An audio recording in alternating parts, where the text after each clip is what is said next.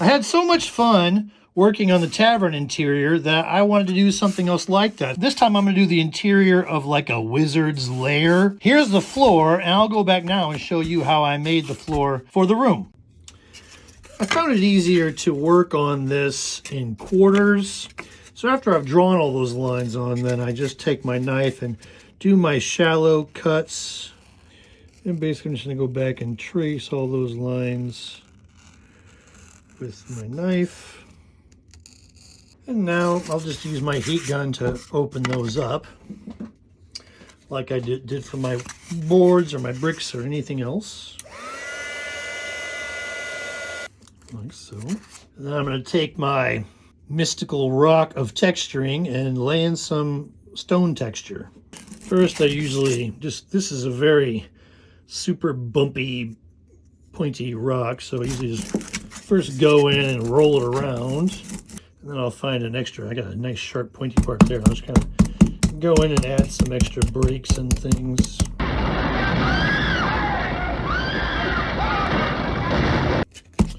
Shake my camera.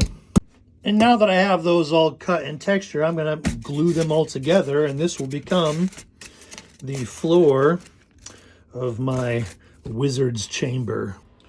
All right, I have all those glued back together again. One of the benefits also of doing this in pieces and then reassembling it is you don't have as much of that problem with bowing, having done all these cuts on one side. Paintiferous foamificus, just like that. And now I'm going to go through and paint these. I'm doing a stone, but I want there to be some color in this. I'll use a little gray, some tan, and some golden brown. Okay, there it is. As you can see, I just sort of blended the grays and the tans. Then I hit it with a black wash. Then I came in with the suede dry brush. Then I hit it with a brown wash. And then I gave it a little bit of a dry brush with the vanilla white. And next, I'm going to get the walls constructed for this.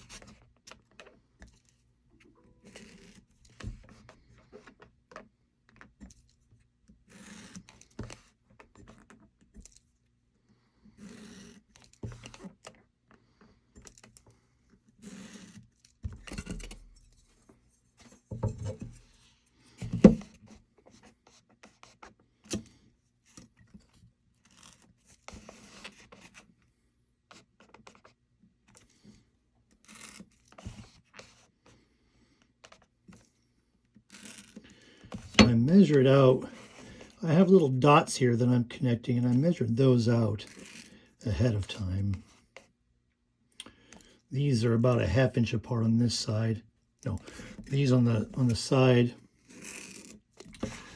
these are about a ½ inch apart, and these are 3/4 inch apart, so it gives it this radiating pattern.